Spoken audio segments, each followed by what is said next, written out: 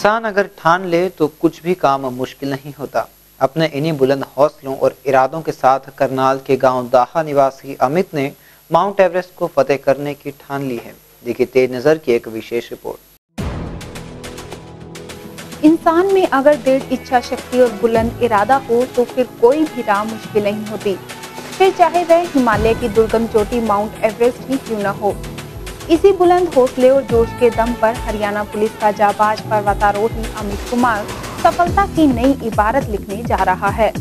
करनाल जिले के गांव दाहा निवासी अमित हरियाणा पुलिस का पहला जाबाज है जिसका एवरेस्ट पर चढ़ाई के लिए चयन हुआ है। धुन के पक्के अमित का सपना एवरेस्ट पर तिरंगा फहराने का है, जिसके लिए उसे पर्वतारोहण विभाग द्वारा हरी झंडी भी मिल गई है। परंतु इस अभियान की एक सबसे बड़ी बाधा जो उसे अभी पार करनी है वह सरकार द्वारा निर्धारित करीब 24 लाख की भारी धनराशि है, जिसे इकट्ठा करने के लिए उसे कड़ी जद्दोजहद करनी पड़ रही है।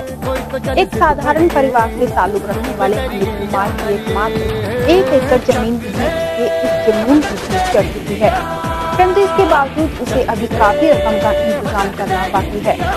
इसके लिए अमित ने सरकार के साथ साथ विभिन्न संस्थाओं से भी गुहार लगाई है।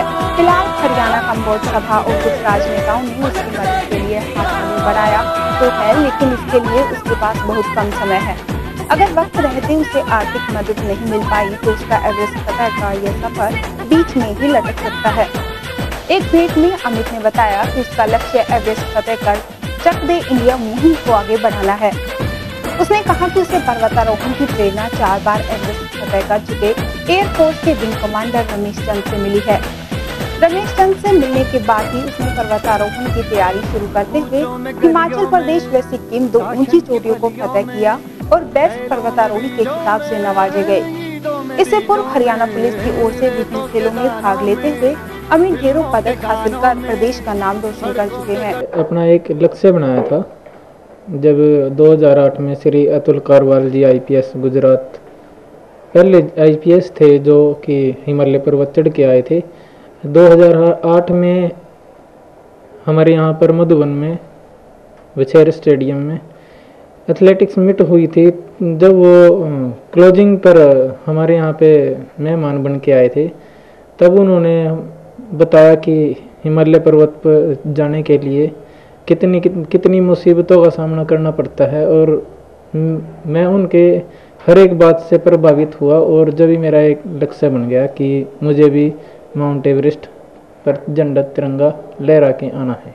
मेरे को पब्लिक से भी हेल्प मिल रही है, समाज से, और राजनेताओं ने भी मेरे को आश्वासन दिए हैं। तो अब मेरा लक्ष्य पूरा होने में बिल्कुल टाइम थोड़ा रह गया है। अब उन्होंने मेरे को 4 अप्रैल को नेपाल बुलाया है। क्या आप हरियाणा पुलिस से पहले? मैं हरियाणा पुलिस का पहला आदमी हूँ जिसने ये हिमालय पर्वत पर जाने के लिए माउंटेनियरिंग कोर्स किए हैं। कोर्स में हम सभी सारे वर्ल्ड की टीम होती है, और सारे कोर्स में मैं एक टीम कैप्टन की तरह मैं रहा हूँ, और सारे कोर्स करके मैं बेस्ट माउंटेनियर चुना गया था। मेरा सबसे बड़ी ताकत है मेरे दिल में जोश और दिमाग में जुनून भरा हुआ है कि मेरे को हिमालय पर्वत पर जाके तिरंगा झंडा लहराना है, और जिसका मेरा सबसे बड़ा साथ है, मेरे जो सबसे बड़ी ताकत है जो भगवान की है, भगवान मेरे साथ है। अमित के पास मौजूद प्रमाण पत्र और मेडल उसकी प्रतिभा का जीता जागता प्रमाण है। फिलहाल अपने बुलंद हौसले, अदम्य साहस और भगवान के आशीर्वाद से अमित अपने देश व प्रदेश का नाम रोशन करने के लिए लगातार मंजिल की ओर बढ़ रहा है, और कोई वजह नहीं कि एक दिन वह अपना मुकाम हासिल कर पाने में हमेशा कामयाब होगा। 2 महीने पहले मेरे को एक कम्बोज सभा की मीटिंग में मिला था।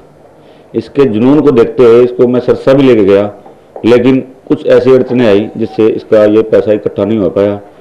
फिर इसने अपना किला बेचा जी 12 लाख रुपए का। इस बंदे की हिम्मत है, इसके पास एक ही किला था वो भी इसने बेच दिया। उसके बाद मैं इसकी बात का कायल हो गया, और हमने जाके अपनी बरादरी पे और लोगों पे भी, ये नहीं कि खाली कम्बोजा पे, सब बरादरी में जाएंगे जी हम। बस जितना जुनून इसमें है जी, देखो मैं तो ओल्ड एज गया हूँ, लेकिन इतना जुनून मेरे पे है जी, इसके ये ऊपर जाए और अपना नाम रोशन करे, देश का नाम रोशन करे। इंद्री के राजकीय IE मॉडल स्कूल में प्रबंधन समिति का गठन करने के लिए अभिभावकों की बैठक का आयोजन किया गया, जिसमें शिक्षा अधिकार कानून लागू करने, मिड डे मील योजना को अधिक प्रभावी बनाने व स्कूल स्वच्छता संवेदीकरण सहित अन्य मुद्दों पर जन भागीदारी बढ़ाने बारे चर्चा की गई।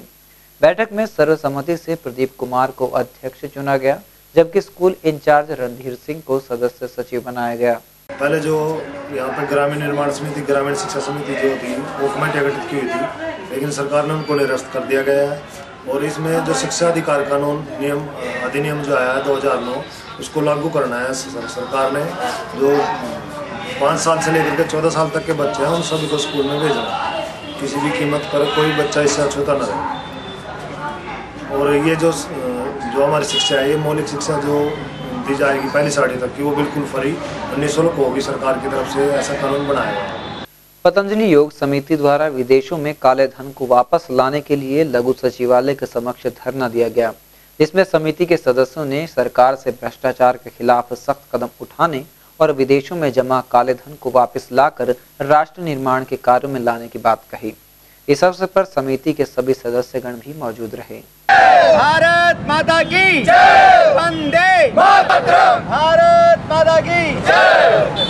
काला धन वापस लाओ, काला धन वापस लाओ। ये उम्मीद करूंगी कि इस जज्बे को बरकरार रखते हुए स्वामी जी के इस संदेश को, स्वामी जी ने जो ये बीड़ा उठाया है भारत को भ्रष्टाचार से मुक्त करने का और सभी गांवों को अपार धन संपदा दिलवाने का जो संकल्प स्वामी जी ने लिया है, आप उसको जन जन तक पहुंचाएंगे।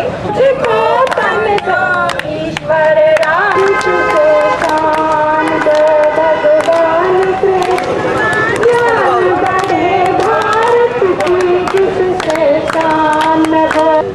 ये जैसा कि हम इतिहास में पढ़ते थे कि 1857 के अंदर एक जिसे हम गदर का नाम देते हैं, वो एक संपूर्ण क्रांति थी।